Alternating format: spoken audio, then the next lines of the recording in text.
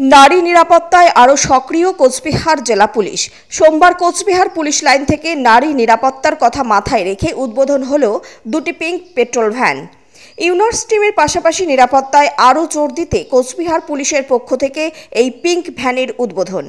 এদিনের এই pink petrol ভ্যানের শুভ উদ্বোধনে উপস্থিত ছিলেন জেলা পুলিশ সুপার দ্যুতিমান ভট্টাচার্য, অতিরিক্ত জেলা police super Krishnagopal Meena, DSP headquarter Chandan Das, Kotwali থানার আইসি তপন পাল সহ অন্যান্য পুলিশ কর্তারা। এদিন অনুষ্ঠান শেষে জেলা পুলিশ সুপার জানান, মহিলাদের কথা মাথায় রেখেই এই পিঙ্ক পেট্রোল ভ্যানের শুভ উদ্বোধন হলো। এখন আপাতত কোচবিহার শহরে একটি ও দিনহাটা শহরে একটি পিঙ্ক পেট্রোল ভ্যান চলবে। পরবর্তীতে জেলার সব জায়গাতেই এই পেট্রোল ভ্যান থাকবে।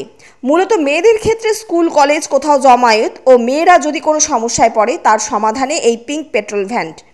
তারা দিনরাত সবসময় সব জায়গায় নজরদারি চালাবেন। এদিন জেলা পুলিশ সুপার আরও কি জানালেন আমরা শুনব। আজকে আমরা কোচবিহার জেলা পুলিশের থেকে দুটো পিঙ্ক পেট্রোল চালু করলাম। এই পিঙ্ক পেট্রোল ভ্যানগুলো হচ্ছে মহিলা পরিচালিত এবং মহিলা সুরক্ষার জন্য নিয়োজিত।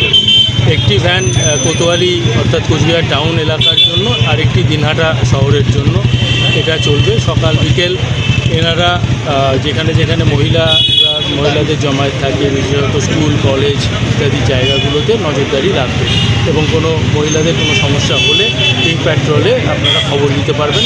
আপনারা 112-তে ডায়াল করতে পারেন বা আমাদের 100 ডায়ালেও খবর দিতে পারেন। উইনার্স টিমের পাশাপাশি গাড়ি দুটো রাখা হলো। উইনার্স টিমটা যেহেতু অন্যরকম রয়েছে, তারা মোটরসাইকেলে ঘুরে বেড়ায়, আর এটার সাথে সাথে এটা পেট্রোলটা আরও বেশি জোরদার হয়েছে। এতে তারা সশস্ত্র অবস্থায় থাকবে, যে কোনো বিপদে এরা সম্মুখীন হতে সম্ভব। জেলার কি অন্যান্য শহরগুলোতেও করা হবে স্যার? এটা আস্তে আস্তে ভাবা হবে। প্রাথমিকভাবে আমরা কোচবিহার শহরে এবং দিনহাটা শহরে এটা চালু করব। এখানে কতজন পুলিশকর্মী রয়েছে? ঠিক আছে।